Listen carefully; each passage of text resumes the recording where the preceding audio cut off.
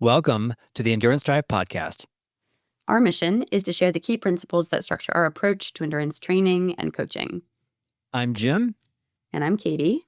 Hello, Coach Clayton. How are you this fine January day?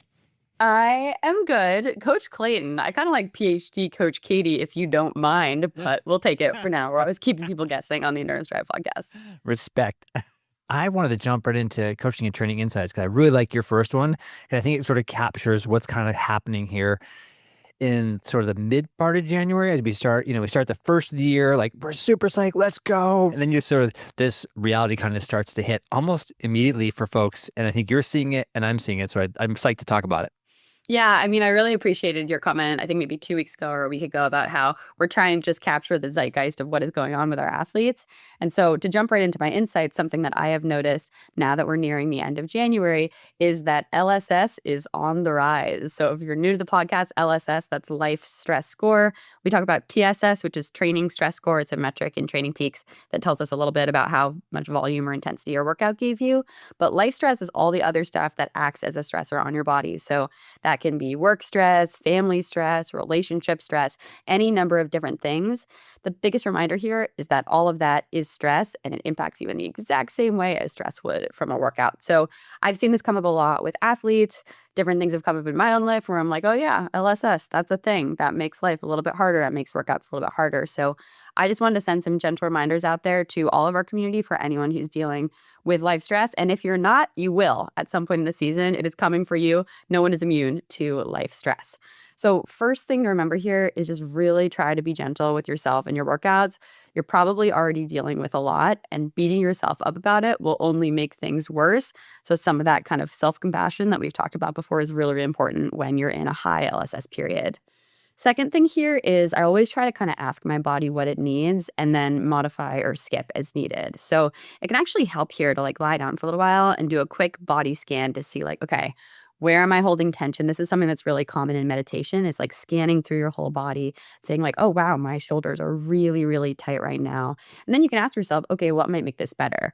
Like being in Aero on Zwift for 2 hours probably is not going to help you with that shoulder tightness, but something like an easy swim might be a little bit helpful. Something else I'll add here is be extra cautious about doing any really physically or mentally intense workouts. So a 4-mile run with no pickups might be a better choice than a 4-mile run with just 8 by 20 seconds pickups on a high LSS day. And again, it's not all or nothing. Just because you have a lot going on doesn't mean you have to necessarily be sedentary, but you don't have to be doing something super, super hard. And when in doubt about that, just let your coach know, because I find that having a coach, that can be an accountability partner in reminding you that skipping or modifying isn't just okay. It's actually encouraged. So I will always tell my athletes, if someone's told me like, hey, this is a really stressful week with work, and then they comment in their Training Peaks like, oh, I'm not sure about the run tomorrow, I'll be like, skip it, please skip it. And I might just delete it right out of their Training Peaks. And then it doesn't feel like, oh, wow, on top of all this life stress, I'm also hitting a red box. It's like, no, I'm doing the right thing for my mind and my body. So just give yourself some grace in that. We know it's coming, and it's dark and it's cold and all those things tend to make life stress just a little bit worse, I would say. Yeah, I love this one because, we're all excited about this and then you start into it. And I just wanted to remind people, I think, well, first of all, I thought your first one, like being gentle with yourself, that's such a key thing. And I think if you take away anything from this podcast, I think that's the main point. That's the first point and the main point of this whole thing. But yeah, like triathlon training is extraordinary. It's a lot. And so we remind ourselves, like a lot of folks are coming from the off season, or maybe they're just starting triathlon. And you look at this calendar and you see, a swim, bike, run, like, and it's almost like 6 days a week. And some people are doing doubles and you realize like, this is a huge adjustment. Like it's a huge life adjustment. It's a physical adjustment. It's a mental adjustment. You're typically living your life sort of different than most folks who are in society. So you're really doing something extraordinary. And just to remind yourself that it is hard, it is difficult. It's a lot of juggling to do. And I think it's just really hard in January to start into that lifestyle, really, that we're after. We're kind of forced into as trying to manage 3 sports plus strength, which is 4 sports. It's kind of crazy. So anyway, reminder, everybody, you're doing great. Don't judge the first, few workouts if you can't, because it is hard, and it's hard to kind of get going again, even though we're all pumped about getting going in the off season. But just, be gentle with yourself. Yeah, and one thing I'll add to that too is that, it is January. We have all the time in the world. There are very few races that are coming up. Like maybe the soonest races that any of our athletes are doing are probably like April-ish, if that. And so I just keep reminding folks now, like if there ever is a time to do less and skip stuff, it's when we have all the time in the world. And sometimes when we're in like May and June, it's a lot harder to say, oh, I'm going to skip my race. And if that has to happen, it has to happen. We'll figure it out. But right now, like the workout that you do or don't do today on January 30th is not going to change your overall ability to seed at your July Ironman. It just has almost no bearing. And again, consistency over time is key. But we always tell people if you hit 75 to 80% of the workouts that we put in, you're going to do great. You're going to do absolutely amazing. Yeah, I tell my new athletes who, but usually like we'll talk and when they'll say, yeah, I want to sign up, want to go. And say, okay, great. So I'll load workouts up. Maybe we'll do 2 weeks in there and then I'll have another Zoom call and I'll say, okay, let's review what's in here. And I know when people open it up, they're probably like, oh my gosh, like what the heck is in here? And so I always go, okay, let's just step back just for a moment. I said, the whole point of this is just to kind of move our body in some way, shape, or form, 5 or 6 days a week. And that's really it. It's like the details, yes, there's some details in there. There's these fancy workouts, there's these Zwift things, but honestly, we're just looking to kind of move our body and that's it. So just think about that to start with. And then we'll start to get more specific. And as you get into it and your body adjusts and you get your schedule, like we'll get into the details of the workouts. But right now, don't get so caught up on, yeah, is it pickups? Is it tempo? Is it this? Is that? Like if it just ends up being a 30-minute ride on Zwift or Training Peaks Virtual, like that's great. Fantastic. Yeah. Honor that intention of the workout. And it's just all base, literally all base, move your body. So love that. My next one here. So I'd like to share some thoughts on sleep data and other metrics. We talk all the time about good data and bad data on the podcast. And I would say probably at least 85% of my athletes have some type of gadget that is giving them a report card every day on how well they slept. So a lot of people like maybe don't wear their Garmin's overnight, but most people do. Other folks have an Aura Ring or a Whoop. And again, it does tend to track your sleep. And what's interesting is that, I mean, me personally and in athletes, I often see some level of stress and anxiety coming in when our sleep is maybe not as good as we think it is. Or, conversely, many of us have probably had the experience where we think we didn't sleep well, but then our gadget says that we slept well. And so I just wanted to put this PSA out there to be careful about letting data guide how you feel. I find that it's really helpful to check in with yourself first and just ask subjectively, like, how tired am I out? Like, how energized do I feel? And then you can check your sleep data. But if the data is making you feel any worse about yourself or your sleep, consider like a few nights without the watch to just see how you subjectively feel. And this is coming up because I've had athletes say like, I had like a 50 sleep score last night. I thought that I slept well, but maybe not. And I'm like, well, do you feel tired? Because if you don't feel tired, then we're not going to use that to totally modify and change your workouts. The same goes for things like resting heart rate, HRV. Again, sometimes that can be an indicator that some underlying stress is going on. Sometimes maybe your Garmin was loose and you have no idea if it's actually there. So again, of all the metrics we care about, feel is the most powerful data point. You can use all of these things, but you must use them holistically. And I find that if you check them all first, then it's a little bit hard to even tune into like physiologically how you are actually feeling. Yeah, we've had shared so many thoughts on Garmin and the hardware and and all the stuff that it says to you. But I had a funny thing happen the day I took my watch off just to charge it, and I forgot to put it back on for it wasn't maybe a full day, but I just realized like how freeing it was to have like my left wrist is always like it's had a Garmin on there for like decades now, and then when I took it off, it's like. Wow, I'm like a normal arm, my left arm. I thought maybe I should just do this a little more often, just take this thing off and just kind of ignore it. I know, Katie, you've talked about that a lot, and I think I need to just do more of that because it felt more human.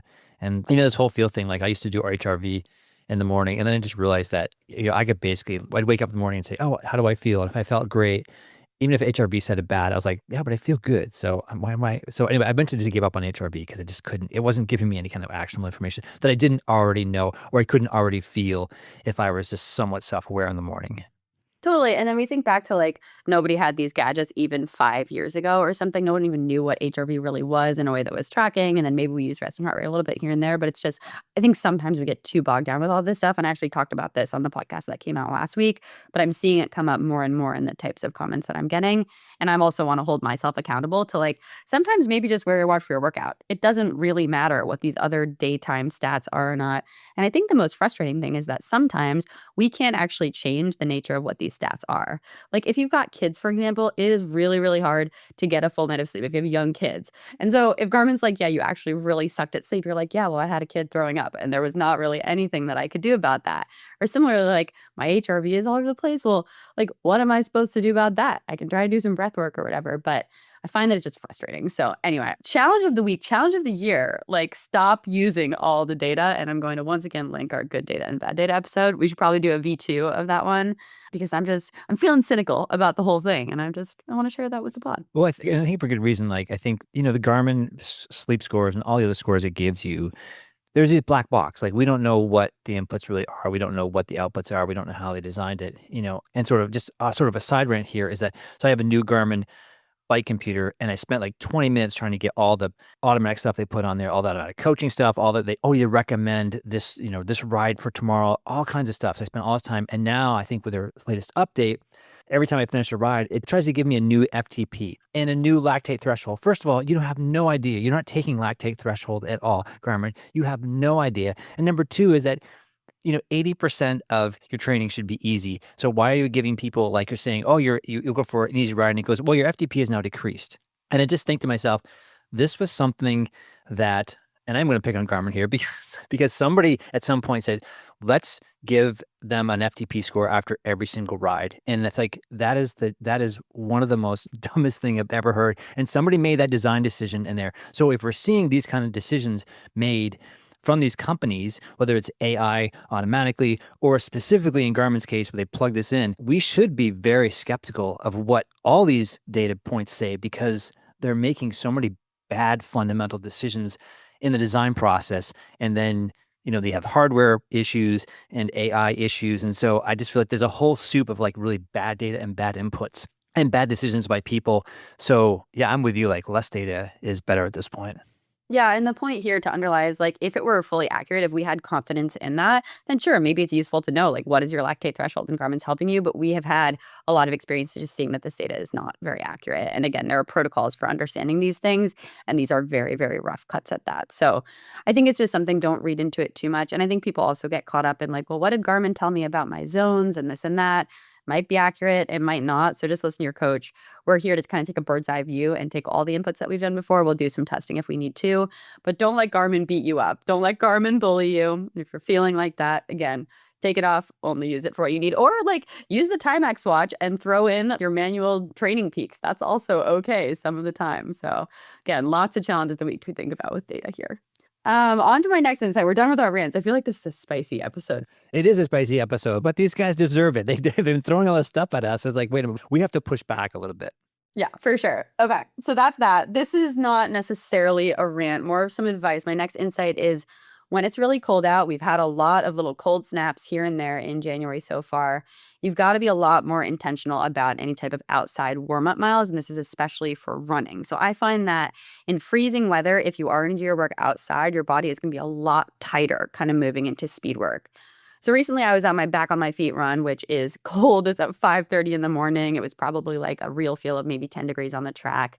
And I did, my hour of Z1 running. It's usually very Z1 for me, but I'd run for an hour and I was like, yeah, I think I'm totally fine to just jump into a couple of hill strides after that.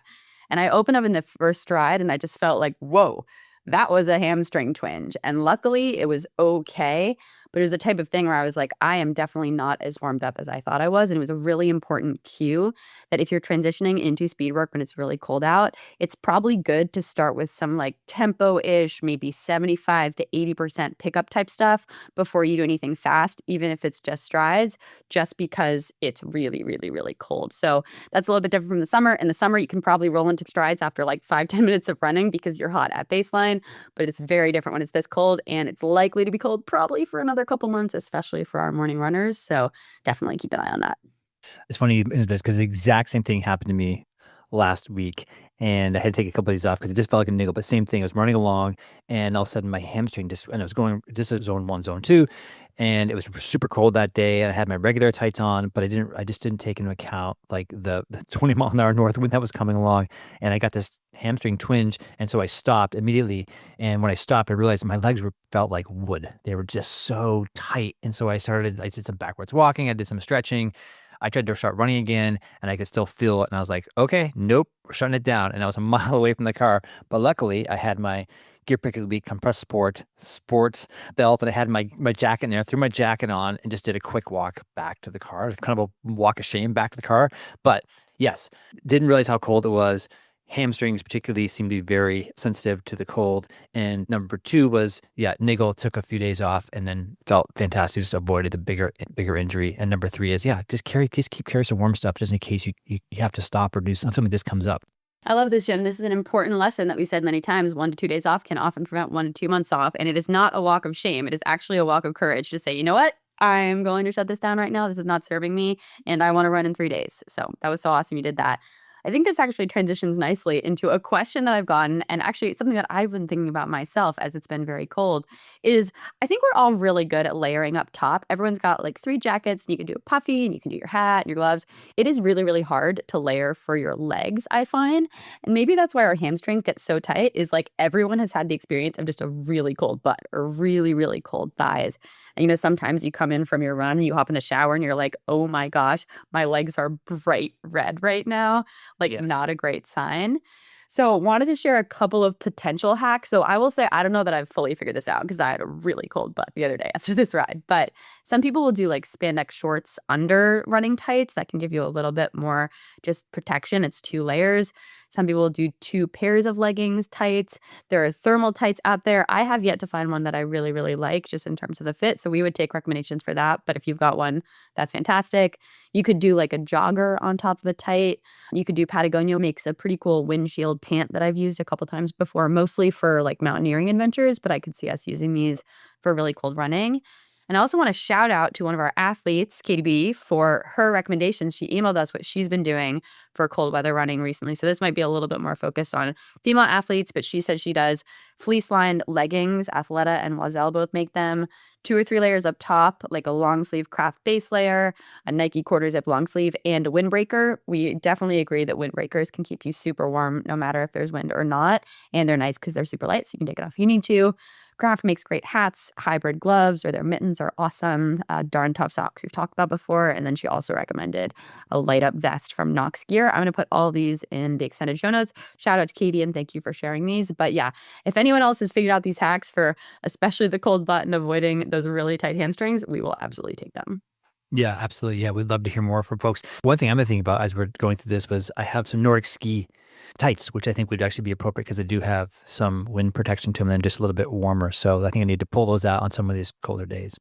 Totally. Well, hopefully we stay warm. It's looking like it's going to be very cold in the week that this podcast airs, but we will see. Fingers crossed. Jim, on to you. Let's hear about these coaching and training insights. Okay, great. My first one is I have a new triathlete who's learning how to swim. And she made this remark. She said, her swim video looked nothing like she thought she would look like. And that's just very common. And she said, I was in the pool and I was imagining myself, being like Katie Ledecky. And then she goes, now I looked at my video. I'm like, nothing like Katie Ledecky. But I just thought it was a really interesting point because this type of imagery and this sort of visualization is a really valid learning tool. And so one way to improve your skills is to play a role and pretend like you are a professional athlete and you're trying to do it like a professional athlete. So while you're practicing your sport, you imagine that this is the way a pro looks. This is the way that, this could be if you're swimming, oh, I'm Katie Ledecky, or if you're biking, like I'm Tadej Pogacar, or if I'm running, I'm like Ilya Kipchoge. But that's a really valid thing. And so I'd written this and then I ran across something that Lawrence Van Lingen wrote in he had a really nice start of the year sort of missive, if you will. But one of the things he included was visualization. And he said, visualization, when you vividly imagine achieving a goal, your brain reacts similarly to experiencing it in real life. This strengthens neural pathways, making the required actions feel more achievable. So anyway, just a shout out to, pretend you're a professional triathlete or whoever, a runner or something, and just run that scenario in your head. Oh, that's fantastic. I love it. And this actually reminds me, I have an athlete recently who was just sort of learning to swim, probably started in October or November. And I wasn't in the same place as her, so it was hard to do in-person lessons until recently. We've done a couple lessons recently. But I sent her a bunch of swim videos and I had some video footage of her in the beginning. And she has absolutely blown me away with how much she has improved just by watching videos. And again, sometimes you kind of have to work it out and you can't just, sit on your couch, watch videos, and then hop in the pool. But if you're going back and forth, I do think that can be a really, really effective way to do it. And she made the comment that she's just trying to swim like the people in the video. She's almost visualizing that she is those people. So I really think there's something to it.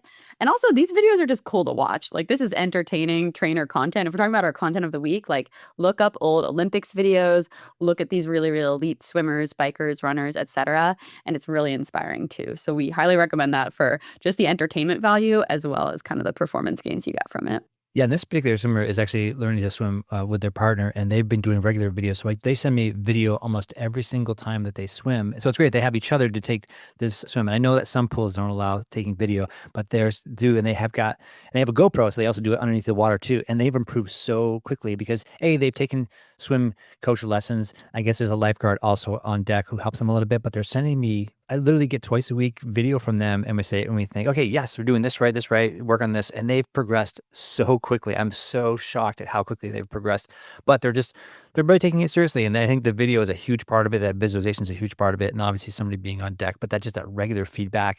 And now they're learning enough that they can watch each other and give each other feedback as well too. So if you don't have a swim buddy, find a swim buddy. That might be the key to unlocking your swim levels.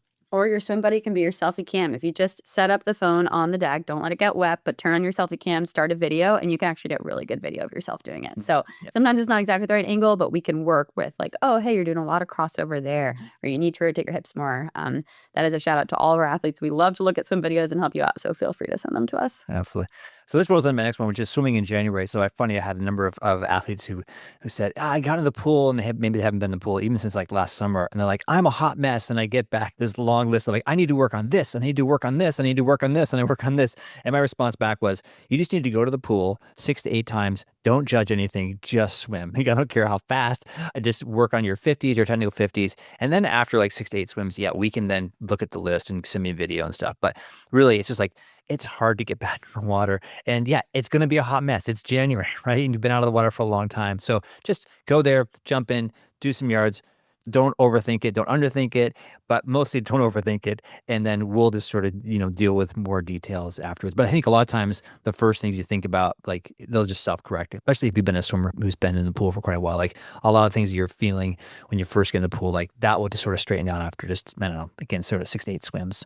Yeah, I mean, I think people sometimes get in the pool and they panic because they're like, oh my gosh, I have regressed to the beginning, like where I was at the very, very beginning of swimming, but you haven't. You're just out of practice. And I totally agree. 6 to 8 swims, check back in and just do tech 50s. The wind is getting wet. If it's for 20 minutes, fantastic. That's great. And then we'll talk.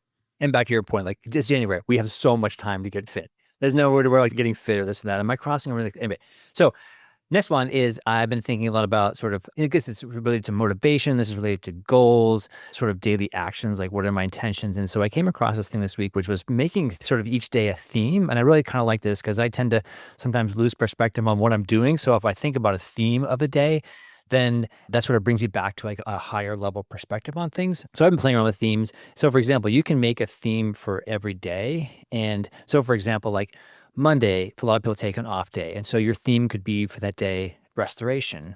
And even going a little bit further, you can make sort of an active voice mantra and say like, today is about restoring my body and mind. And then you can sort of just go through the week. And I find this really helpful when I first wake up in the morning and say, okay, what is my theme today? So maybe, for example, like Tuesday is your speed day. Okay, great. Today, my theme is speed. And then you can say to yourself, like, I'm speedy and I am strong today. And anyway, and so on and so forth. There's days, for example, like we coach at Dartmouth, and it's like, those are days like, this is a service day today. And if I just wake up in the morning and say, today or this morning is about service, if I walk into the pool deck, already I'm sort of primed to give of myself at that point, because like the theme is service. And whatever happens during that time, the details, it doesn't really matter. Like what workout are we doing today? It doesn't really matter. It's like I'm here to be of service. So anyway, I've been playing around with this a lot. I really like it. I like it on a daily basis. And I was thinking about, are there themes for the week or for the month?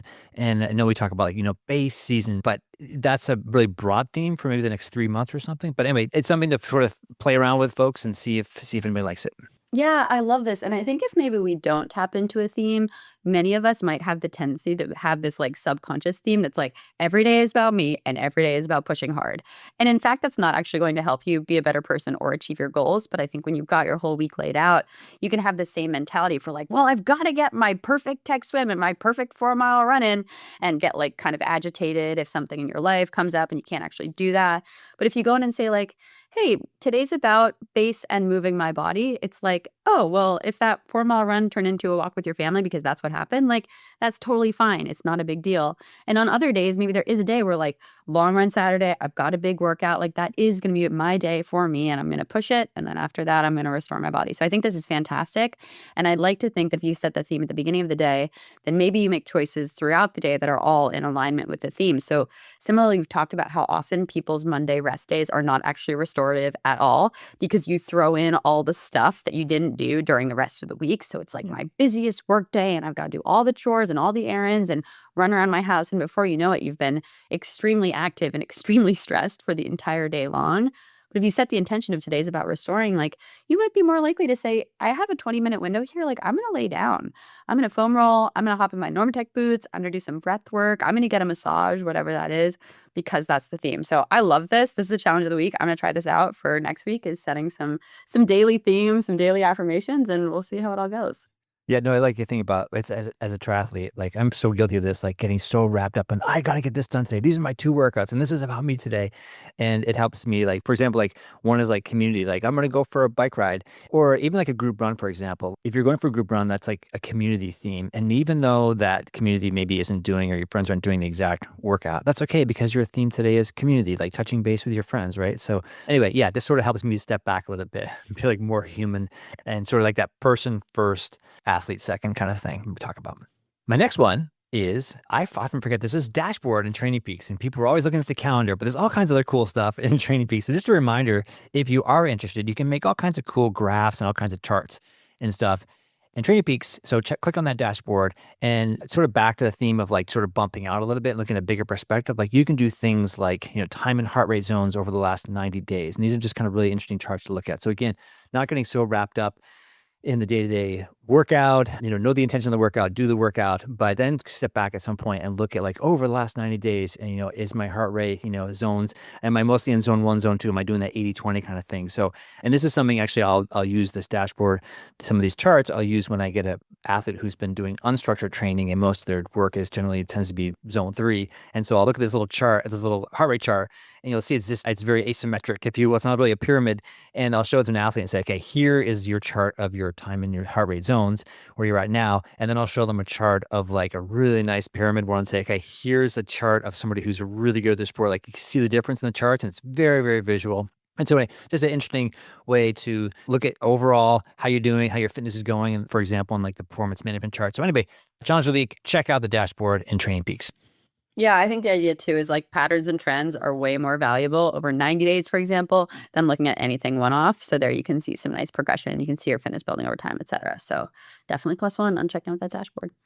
And my last one here is just a little plug for us because we really plug ourselves. But sometimes I have these conversations with athletes who come to the door and say they're adventure racers or just sort of doing something a little bit non-traditional. And I realize like, gosh, we've done a lot of really non-traditional type stuff, adventure races, mountain stuff, all kinds of things. And you look at sort of Katie and I, we have a very wide ranging experience and all kinds of things. And so does all of our other coaches. And just want to shout out that we're not just triathlon coaches here at the Endurance Drive. We've got some really experienced runners and adventure people or even single sport folks. So anyway, if you are a triathlete and you are listening to this podcast and you are thinking about taking on some big adventure or a marathon or a big stage race or something, like reach out to us and we'd love to talk to you.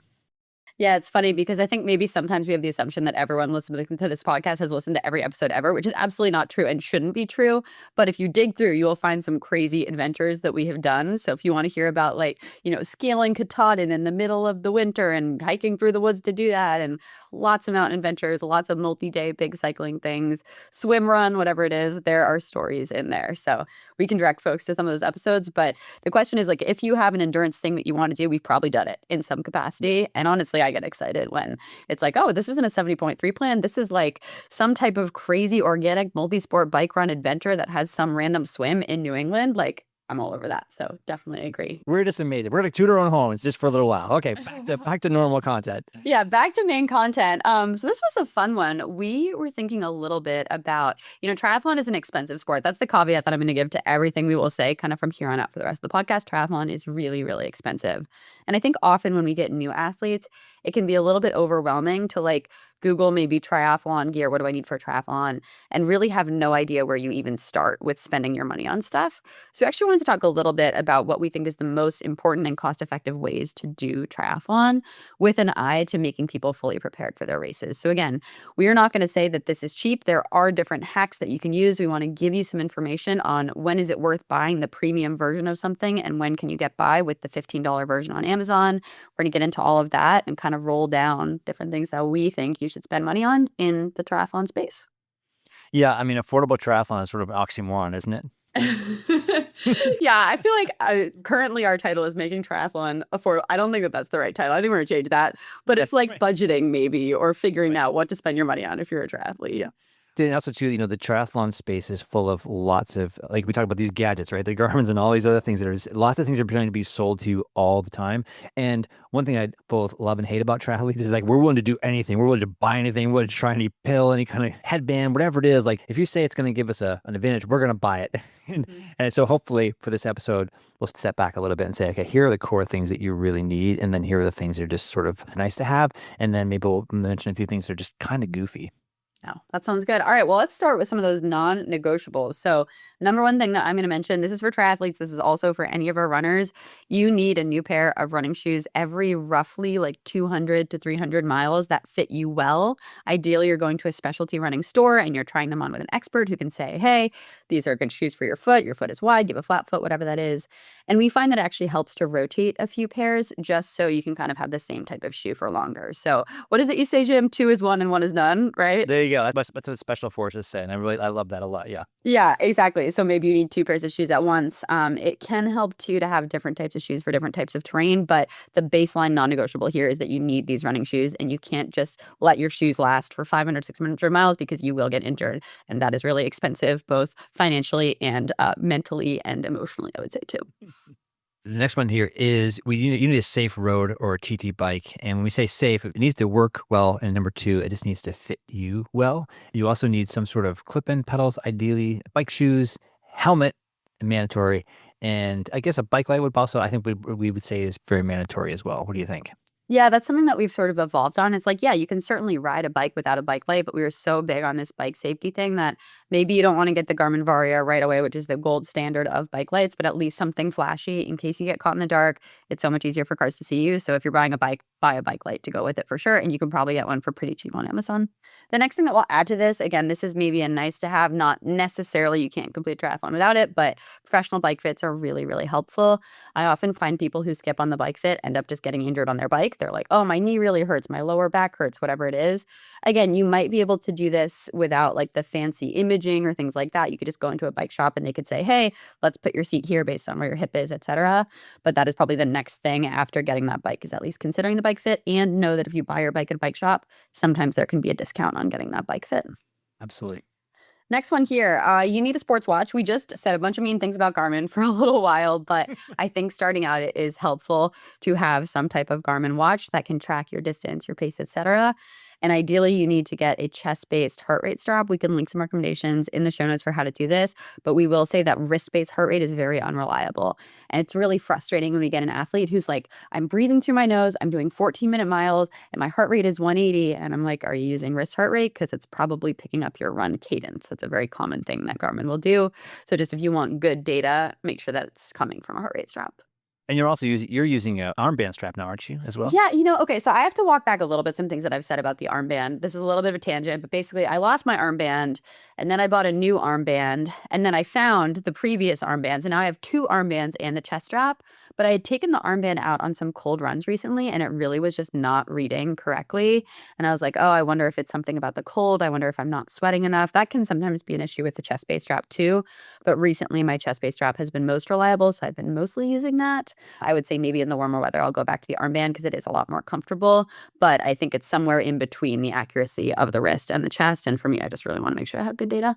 Gotcha. So do you have any gear recommendations of how to keep the armband warm? Does it need tights? Does it need like a craft hat? What does it need? I think you need a little craft hat, a thermal tight for the thing, and I don't know, maybe I just need to run on the treadmill. Maybe that's the answer is like I've been so much like I really won't go on the treadmill unless it's under like 8 degrees, but maybe I just need to run inside. Maybe that's easier. Don't do it. You will also need goggles, a cap, and obviously a swimsuit. A lot of pools have swim toys, so at the minimum you need those. But pool buoys and some have paddles as well too. But it's also nice to get a pair of paddles because it's not that expensive. Yeah, and I love to have like a nice mesh bag, but then again, that's a nice to have, but makes it so much easier to keep all your stuff organized. Mesh bag with your swim gear, you do need all that stuff. Oh, you can use your old race gear bag, right? Or race bag. Yeah. Exactly. Show up with your Ironman bag. Yep. I did. Have I mentioned I did Ironman? I mean, if you've done Ironman and you don't have a bag, a swim bag, then that's a confusing kind of roll down of things. But next one, okay, you need a wetsuit for most triathlon races. You might be able to get around this by strategically selecting races that are not wetsuit legal. But we'll tell you that like having a wetsuit is great because you don't really sink. You're going to go a lot faster with your wetsuit. So again, that's probably something that's going to be on your list. Just look into the race and what it has. I will say sometimes for the newest athletes, since this can be an expensive item, and we'll talk later about how to budget well for it, there are ways to get around it. There are ways to borrow or rent, things like that. But most races, you do need one. And this is tough because I would say this is one of the most expensive items that you use the least, but like you kind of need it for your races. Yep. I chuckled when this next one that you put in here, which is a tri kit for racing. And I want to add here that some sort of bike bib shorts because I have some new athletes this year, some very new triathletes. And I asked them to send me a video of them just on their bikes, just so I could kind of see, how they're pedaling, just a general, how their bike is fitting. They have new bikes. And I saw they're both biking in just regular shorts. I was like, hey guys, do you guys have bike shorts? They're like, what's bike shorts? I'm like, oh my gosh, the world is opening up here. You have to get bike shorts. Yes, and that has to have the actual chamois bike short pad because I will say, Yes. like Lululemon and other companies, they sell quote bike shorts. These are literally just spandex shorts. They're like biker chic, whatever. I'm like, no. That is not a bike short. That is not going to help you on hour 7 of your century ride. Please get something with padding. Yeah. Our favorites, we really like ASOS or not is pretty good. There's a couple other brands out there, but definitely need your bike shorts, at least 1 or 2 pairs, and ideally you can rotate them. And when I started actually in triathlon, I sort of brought into the whole triathlon thing. So I just bought triathlon shorts and they have a very thin pad and they're great for racing. But I remember just doing longer rides. And then when I finally got a pair of actual bike shorts, I'm like, oh, this is what everybody's talking about. These are really comfortable. Now I can actually spend some time in the saddle. Exactly.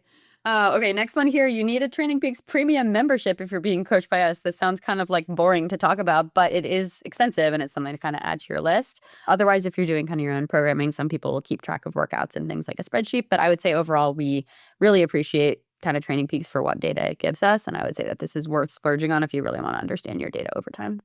And a big advantage of the Training Peaks Premium is that it now comes with Training Peaks Virtual, which is basically the substitute for Zwift. So you can get off your Zwift, or you don't have to ever get on Zwift. You've never been on Zwift before. So that's a really nice perk that Training Peaks has brought to their users. Totally. Next one. If you live anywhere that has cold weather, which is most of our listeners, you need a bike trainer or you need access to like a spin bike or a Peloton. If you are a level 3+ athlete, 70.3 to an Ironman, you definitely need a trainer and ideally you need a smart trainer. We can get around this if you're really okay with kind of using a power meter or something like that, but important to be able to ride your bike inside in those cold weather months. That will lay the foundation for your ability to transition to training when it gets a little warmer out. Next one here is you probably need some gym membership, but hopefully your pool has a gym with heavy weights, but that would be ideal is to have, yeah, some access to ways to get stronger. Yeah, or you need a fancy pain cave like Jim has in his basement. That also works. That's right. Next one is we recommend getting resistance bands and a foam roller. This is for glute activation, mobility work.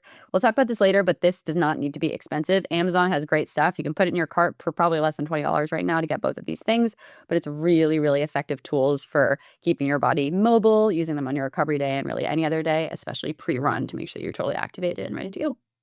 Our next one, super, super important. You need to fuel and need to hydrate your body, both in training and outside of training. We've talked about this a lot in so many different ways. I think we may mention it every single time in every single podcast, but so critical between fuel and hydration and sleep. Those are the biggest legal performance enhancers. Yes, they are. And that can actually add up. We'll talk about later kind of how to be strategic, but I wouldn't say that this is something to say like, oh, well, I guess I'm just not going to spend a lot of money on my food. Like, yes, you can sort of buy the cheaper version of things, but you do want to have enough. That's really, really important. Last thing here on your need to have list, essentials for triathlon is most likely race registrations. And this can get expensive, especially for 70.3 and Ironman races. We've talked about before, like the insane sticker shock of races like Kona, but really any of these Ironmans, it's really, really, really expensive. If you register early, you can sometimes get discounts. If you volunteer, you can sometimes get small discounts. But this is something that you do need to factor into your budgeting because it is going to be expensive. Again, if you want to choose kind of smaller races, sometimes they won't be as expensive, but usually you are still looking at like $200, $300 for any of these longer races minimum. Our next category is we call it nice to have. They're called splurges. These are just really optimizing your experience in the sport. And the first one here is a power meter.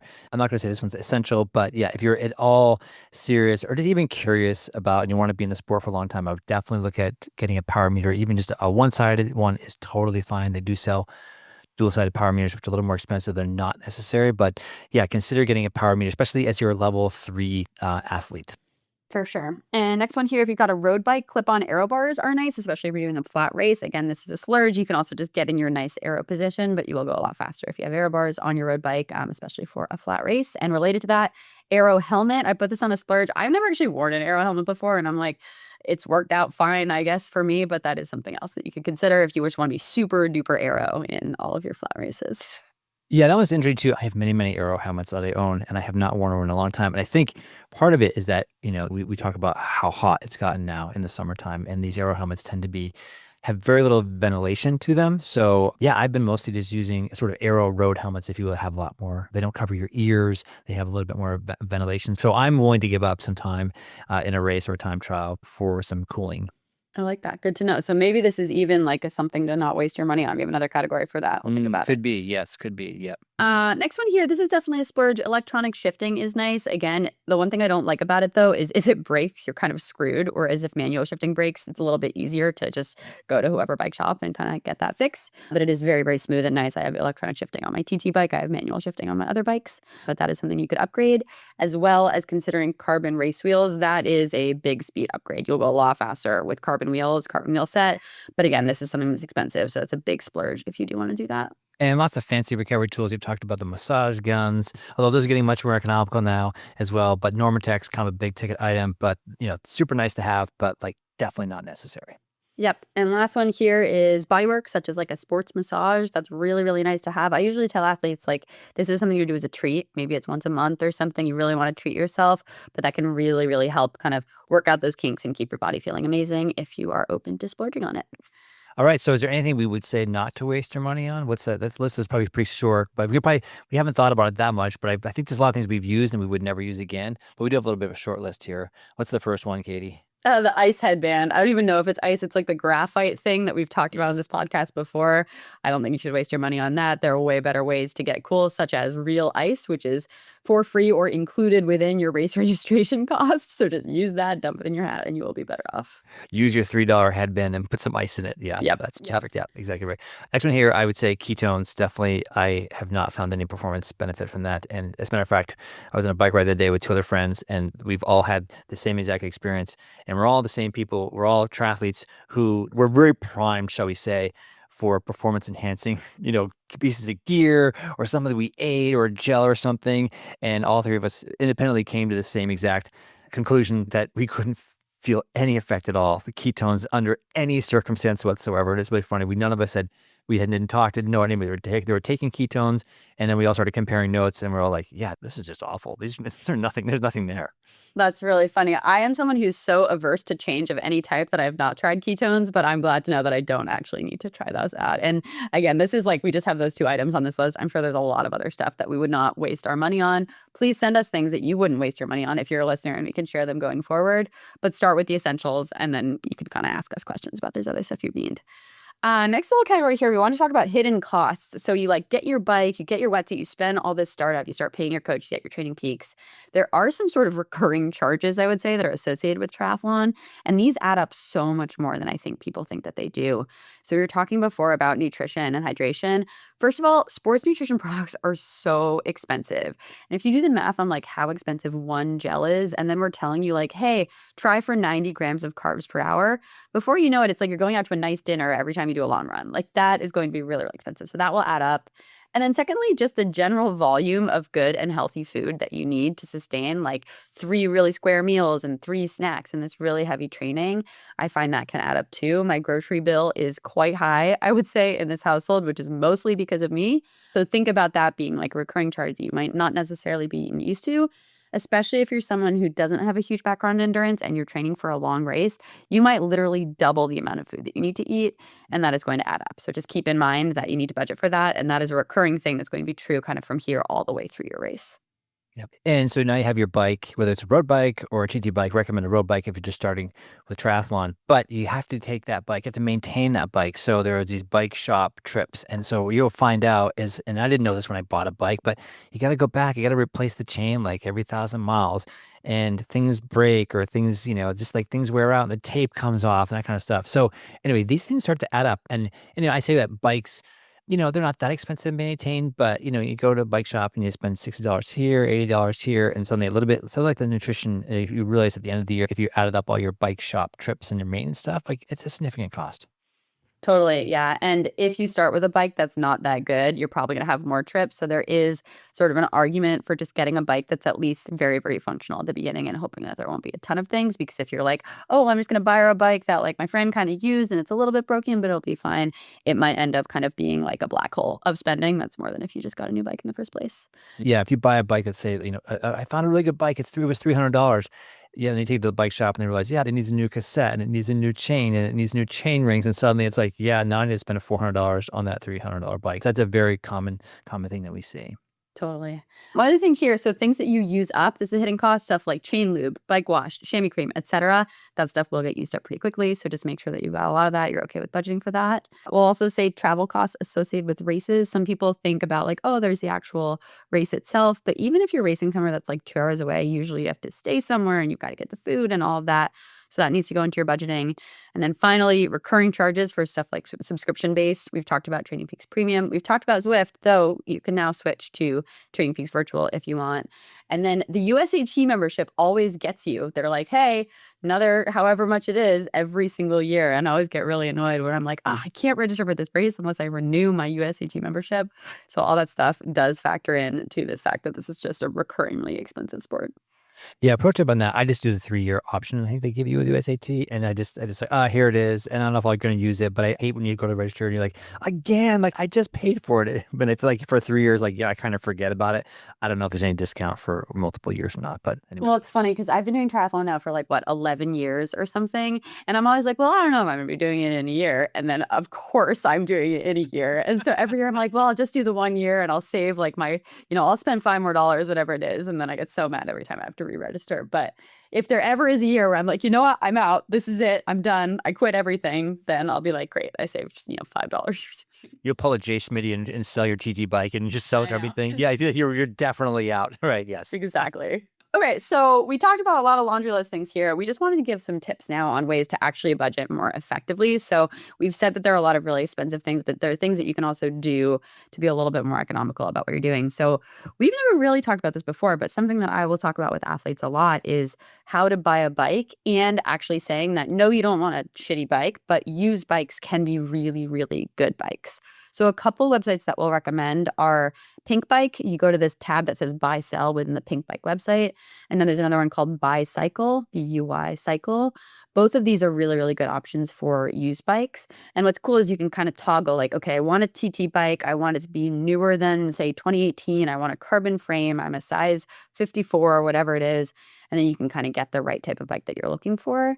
And they have lots of different kind of information on, is this, being shipped from within the US? Is it somewhere else? Can you pick it up? All of that. But we found really, really good options within those two sites.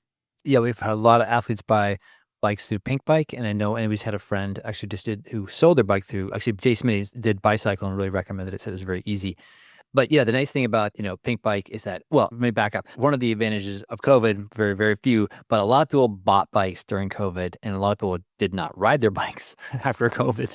And so there are still a ton of sort of post-COVID bikes out there on the marketplace. So yeah, you can get almost a brand new bike for say 30% off of say of the list price. So just, yeah, definitely a place to check out. And I bought used bikes. And matter of fact, I like kind of buying a used bike because sometimes there's a scratch or two, and I think that's great. Somebody else has put if their first scratches on the bike, that's fantastic. I don't have to worry about it. It's perfect. So yeah, lots of great bikes on there. Really great options. Yeah, and you can toggle too for low mileage. Like it is very common for someone to buy a bike, put 50 miles on it, and then it sits in their garage for 2 years. That is effectively a new bike, and you're getting like $2,000 off the list price. One thing we will say is if you do want to buy a bike at a bike shop, that's also okay. What's nice is sometimes that can include like a general bike fitting, like we talked about before. And again, professional bike fits can be up to $500. So if you do kind of want to run the numbers on, does it make more sense to like get the used bike, do a bike fit in the bike shop, or just go to the bike shop and get new? That is also totally an option.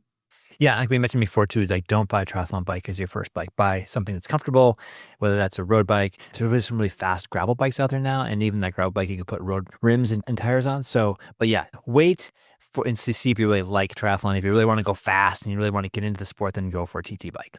Totally agreed. And then last thing here is there are a lot of local bike shops that will have like spring used bike sales. So keep an eye on those because sometimes you can go in and get something and it's a lot easier sometimes to just pick up something at the shop. Again, it's used, but that's not a bad option if you want to actually have kind of some type of framework with the bike shop.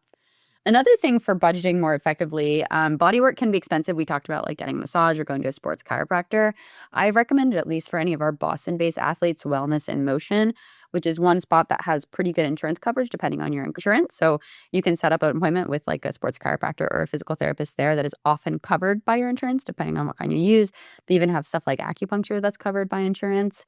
So I've looked into that. It can be a lot more affordable than having to pay out of pocket for these things because often you're looking at like $150 to $200 an hour. That is really, really easy to rack up a lot of charges super fast. Right. And if you don't have access to, say, some of these nicer facilities, my economical massage is really one is an easy swim, or B is just time with a massage gun. Totally. Or like if you have a hot tub at your pool or a steam room, that can also Yep. be another way to get some good body work in. Absolutely. Or we've talked about Monday mobility videos. You can even just do a video. Exactly. It's free. We'll link them. Okay, another thing we were talking about was like when it's okay to go with the cheap Amazon version of something versus when you should pay for something fancier. I was trying to think of good examples of this. I think one of them is a foam roller. Amazon Basics foam rollers, in my opinion, are really, really good. They're also the fancy like trigger point ones, but at the end of the day, if it's dense enough, it kind of works exactly the same.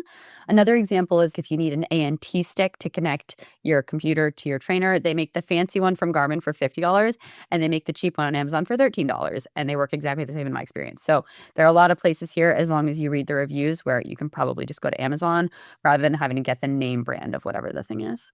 Yeah, I also find things like there's really good economical, like carbon bike water cages that I use. And I think we put a link on that on our website. Some of the bike tools, actually, there's a ton of bike tools out there, and you don't need the fanciest park tools that are kind of nice, but there's a lot of tools on there that work just great. And they're like half the price of what some of these fancier tools. So yeah, always reach out and ask us if you're trying to buy something that's a little more expensive. We might be able to point you in a direction of something that's a little bit more economical, but has the same functionality.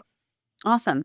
Another point on nutrition hydration, Jim, you were a big fan of the feed. Tell us about what you've been doing with the feed. Oh, well, I wait for sales on the feed, which is pretty regular, and then I just buy stuff. And then, their shipping it's a little bit slow. So matter of fact, I just received a box from the feed today, and I love it because the shipping is so long. Sometimes I've totally forgot what I ordered. So today I went to the post office and they gave me a feed box, and I was like, wow, I wonder what's in here. This is so cool. I go home and open it up, like, I have no idea what's in here. I open it up like, oh, I ordered that like 3 weeks ago. It's really funny just because I will say that you are always going to use it. Like sports nutrition stuff, just you will use it at some point. It's a long season, it's a long life. So I'm always like, just buy it. It will, I'm still pulling out scratch that I probably bought sometime mid last season. I'm like, oh, great. I actually do have a bottle of this. So we're ready to go. Yeah, I think it's it's a great economical way. Like, yeah, we're going to use it. It lasts long. This is basically astronaut food. And like, Katie, back to one of your points about this does add up. And today I was out for a long ride, and I've been just playing around with some new nutrition.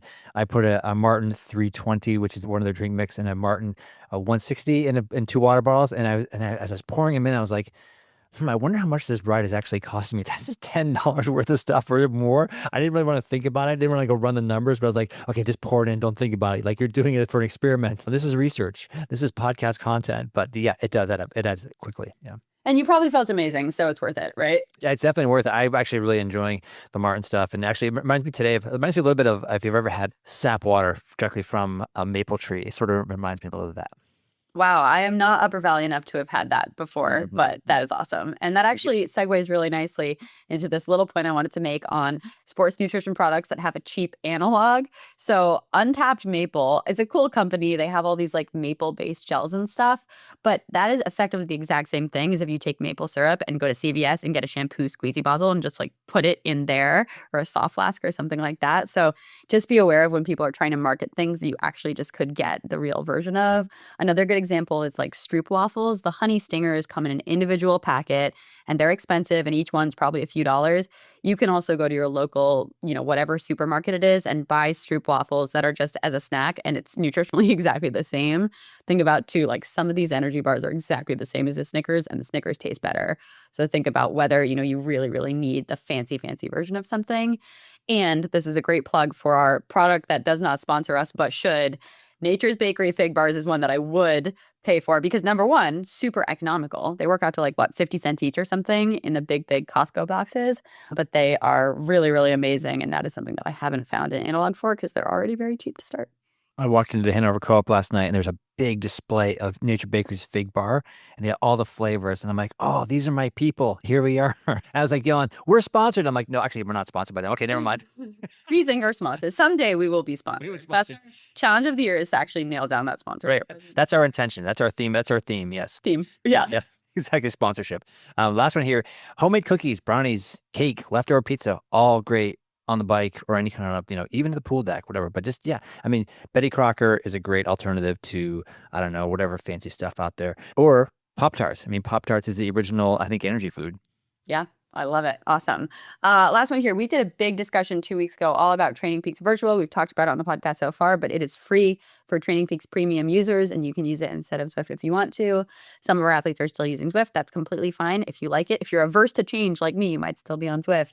But for all my new athletes who are maybe just getting a trainer, I'm just sending them directly to Training Peaks Virtual because it doesn't make sense to set up a membership for Zwift when Training Peaks Virtual integrates nicely and works just fine. So check out that episode. We'll link in the show notes if you missed it, all about that new platform. If you are in the market for a bike trainer, there's a really interesting opportunity now, which is Yahoo has a Snap, which is basically it's their wheel on trainer, which is the one that I use. I have a wheel off one, but I still prefer the wheel on one. They're basically giving them away right now. They're obviously discontinuing them. They actually may be sold out on their website, but you can find them through a third party. But if you're looking, I think they're $200 for a Wahoo Snap. And eventually it's the same exact sort of functionality you're going to get with like a kicker, which is like $1,000. There's an $800 savings like right there. Yeah, I recently also bought one because I knew that they were phasing them out. And I like put it, we have a ski place. And I was like, I'm just gonna put that there and it's gonna live there. And I don't have to think about this because it's become so, so cheap. So definitely check that out. Yeah. We have a recommendation for a Garmin. Again, we've been saying a lot about Garmin, but they have their really, really fancy watches like the Forerunner 965 or their Phoenix. These can be like $600 to even well over $1,000. But the Garmin 245, which is under $300, is actually totally fine and does most of what you need for swim, bike, run. Again, if you have a bike computer as well, you often don't need something that's going to last for the entire Ironman, for example, because you can just use your 245 for run and swim. So I think the fancier watches have a lot of functionality that we don't even use or care about, like diving stuff and freestyle skiing, other whatever. You don't need that as a triathlete. So check out the 245. If you need an entry-level watch, it'll be totally fine. Yeah, and if you have an Apple Watch, I know a lot of folks do have Apple Watch, just use that for your sports. Yep, that's totally fine. I would still get the heart rate strap though, because there is heart rate. Yes, Not so good. absolutely. Yeah. Next point here, good pair of run shoes versus super shoes. What are your thoughts on this, Jim? Yeah, I just think, I mean, run trainers are great. And, you don't have to go out and spend a bunch of money on, everybody's running the super shoes. They are really exciting. There's a time and place to use them. And if you can afford them, great. But if you don't have the budget for a pair of super shoes, don't stress about it. Like we talked about before, like get a pair of really good run trainers, a couple different pairs, rotate through them. I race in the same shoes that I run training as well too. So. Yeah, this is funny. It just reminds me of spectating Ironmans and watching how many people walk 26 miles in super shoes. Right. And I'm like, super shoes can buy you some speed, but you know what buys more speed? Fitness and fueling and all of that. And coaching. So especially for like really, really long Ironman stuff, I don't like pick some comfortable shoes. That's all you have to think about. Don't buy an super expensive wetsuit, folks. There's a lot of wetsuits out there Some are really, really, really expensive, but oftentimes I find that just the mid to low level stuff, like especially like things like Roka, like great wetsuits, we love them. But if I ever buy a Roka, I'd buy a Roka Maverick Comp, which is I think probably mid range, like it's still a lot of money, $400 or $500. And then also if you're looking for very economical wetsuits, things like Xterra make very, very economical wetsuits. They probably don't last as long maybe as some other ones. And then the middle ground between maybe a Roka and an Xterra is a Orca. So again, there's lots of different wetsuits out there. Do not go for the highest end one because it will not make any difference at all. Tend to the middle to lower end. What happens with wetsuits, and people don't know this, is that wetsuits are basically, they are expendable, shall we say. You're going to use them for a couple of years, 2, 3 years. You're going to always develop holes in them. There's no way to not put them on without putting holes in them. So a lot of times wetsuits are on sale because the manufacturers want to get you in on their brand because they know in 3 years you'll be back to buy another wetsuit. Yeah, it's a big scam. We're telling people all about the scam of wetsuits, so Right, be prepared for it. And again, too, like this is something that you don't need to use that much. And even the entry level wetsuits at the bottom, they're still going to be what you need for these races. So I totally agree. I like Roka again, but I always get the entry level because the fanciest Roka wetsuit, unless you're going to be an open water swim competitor or something, maybe that's your race. We don't coach too many athletes that are like that, but we have before. Totally fine to go with the lowest end. Well, yeah, if you're open water competitive swimmer, those guys need to do wetsuits. So there you go. I know, because they're really good. I don't know anybody who needs a $1,000 wetsuit. Yeah, exactly. Yeah. A hack that I have used in the past is that I use the same type of swim goggles for both the pool and the open water. And my favorite dual use goggle is the Aquasphere Cayenne. Can I out myself as not knowing that there was even a difference between pool and open water swimming goggles to begin with? Oh yeah, yeah. Well, that's a good point, right? And I think if you get one good like thing like Aquasphere Cayenne, you know they just go back and forth. But I have to admit that sort of I caved to peer pressure, shall we say, in the pool because I wanted to look really kind of cool. So I went and bought some fancy arena ones that are sort of swimmers wear. So I wanted to look like more like a swimmer. So now I have the swimmer ones, the arena ones for the pool, and they use the Aquasphere ones for the outside. Except you don't really swim these days, so. I don't swim at all, so. Yeah, that's fair. But we could delete this part of the podcast. Yes. What's this guy talking about swimming? Who is this? Yeah. It's all right. You put your time in the pool so far. Last 2 points here. You can sign up for local triathlon races, which tend to be not as expensive as Ironman branded races. And again, it's the same distance. Sometimes they're even nicer, just a little bit more low key. We've talked about, for example, like the Patriot Half outside of Boston. Amazing race, super family friendly triathlon. It's around the same time as all of these like 70.3s like Eagleman or Western Mass, which a lot of people are kind of deciding between, but it's probably a lot cheaper too. So that's something to think about. And then the last point here is that your big event doesn't actually need to be a branded race. You could self-curate an adventure where you determine the race date, the place, and there's no entry fee at all. And sometimes these can be so much more exciting and sort of creative than anything that you're going to sign up for associated with Ironman. And what's nice about it is if you set that whole thing up and then you get to the day and it turns out like you got COVID 2 days before, or it's going to be 100 degrees and 100% humidity, then you could say, you know what? I'm going to do this next week, and that's totally fine. So that's a nice way to save yourself a little bit of insurance. You don't need to buy the race insurance because you have put that in by creating your own adventure. Exactly. Sort of along the same lines too. There are some like, it's like Grand Fondos like around, like for example, there's one in Vermont, which is the Four Gaps. And it's great that there's good service for the Grand Fondos, and there's a lot of people, and it's a community event. So I get that signing up for that. But also, if you look at the routes of some of these bike events, you can just go and do them for free as well too. And I've offered a number of times to people like, I want to go ride the Vermont Grand Fondo. I'm like, you could do that, or you could just go with us when we go like in July. If it's free. There's also one, I think there's a bike from Boston up to Stratton Mountain. And again, a lot of folks are into that. And again, lots of good support, maybe even for a good cause. So I think there's a time and place for that, but also there's a time and place for displaying like, yeah, I'm going to go for a big ride and it's going to be free. Love it. Awesome. Well, hopefully this gave people some ideas, at least, about how to make some parts of triathlon a little bit more economical, if not affordable necessarily. Know that you're going to spend a lot of money if you signed up for one of these races. But again, don't get the fanciest wetsuit. Don't get the ice helmet, whatever these things are. You don't need all that really, really fancy stuff. And you can still have a really great day. And I will say, there's nothing more satisfying for me, just an aside, as being out on an Ironman course and passing someone who has a $20,000 bike but does not have fitness and being like, you know what? At a certain point, you cannot buy your way to success in these races. So biggest thing that matters, sleep, nutrition, buy yourself a good pillow, maybe. That's a great place to start, and a cool room to sleep in and a little less screen time, and you will absolutely crush it. Get yourself a coach and a plan. Yeah, totally. All right, let's close it out. Challenge of the week and gear pick week. I will say we have thrown a lot of challenges at people over the course of this episode. So take them or leave them. I'm going to throw in one that we have probably done before, but try to incorporate at least one social workout per week. And the caveat here is it is totally okay if this means deviating from your training plan. So one of my athletes always does a group run on a Saturday, and she comes on her training peaks the other day like, yeah, my heart rate was a little bit high. And I said, that is great. It is totally fine because you check the box of community and social, and that's going to serve you a lot better just as a person first, athlete second. So think about that social workout sometime next week. Yeah, one thing I'll do with some of my new athletes, I'll often say, okay, what are you doing right now? Are you doing any kind of group? Is it a group master's program? Is it a group bike or is it a group run? And often people say, well, I've got this group run I really like to go, but I'm willing to give it up. And I'm like, no, don't give it up. Like, what day is it? And I'll put it right in Training Peaks. I'm like, you're going to stay with that group. We're not looking for perfection here. There is no perfection because we don't even know what perfection is, right? Which is it's all just a backyard science experiment, really. There are best practices that we're following, but if the group run is something that gives you satisfaction and enjoy health and community, then keep going.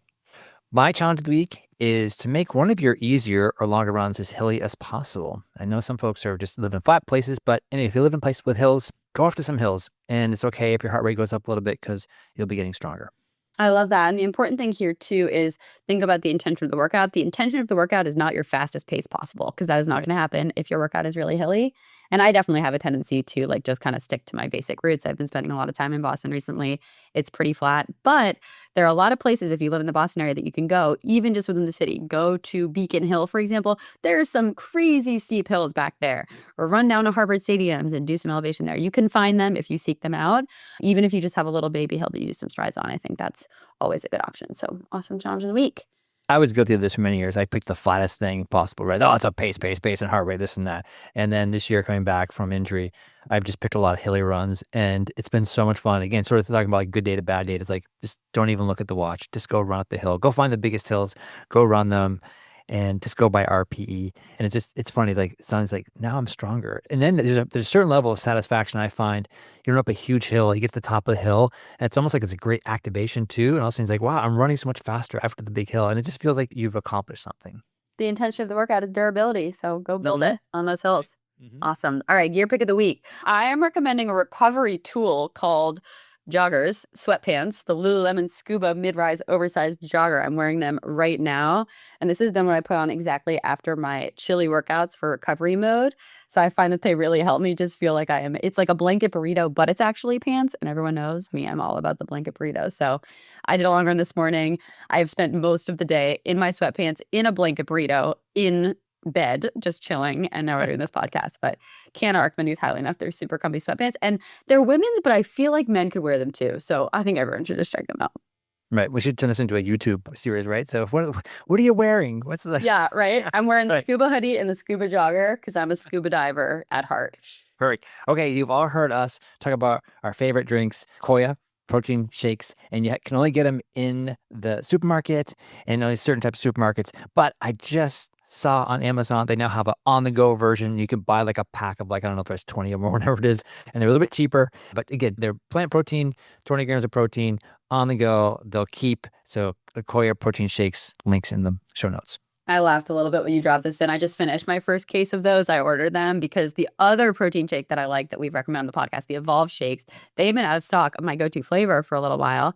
So I switched to the Koya ones and I think they're actually better. So definitely recommend that. Koya is amazing. And our other hack on that is you can get them at supermarkets sometimes. You can also get them at Starbucks. Starbucks now carries Koyas. It's kind of random. They're like $5 each. But if I need an emergency Koya, like I'm finishing my run, I really need something, I will go to the nearest Starbucks. And they do always have it. And I'll get a little treat there with some like a latte or something as well, too. Sometimes you need an emergency Koya. No, for sure. For sure. I need a lot of emergency treats. I'm one of those people. Connor knows well. It's like, I need an emergency treat. It's just, this is what has happened. So that is our birthright as triathletes. We get hangry quickly. So give me food. Exactly. Awesome. Well, this was a fun one. We will be back next week. I'm not sure what it's about yet, but we'll figure it out. It's going to be episode 66. We are really making it through this season. But yeah, all of our athletes, keep up the great work. Hopefully you make your triathlon stuff affordable. Text us if you have any tips or thoughts or reach out. And as always, thank you so much for listening. Please consider dropping us a rating or a review or sharing the podcast with someone who you think might like it.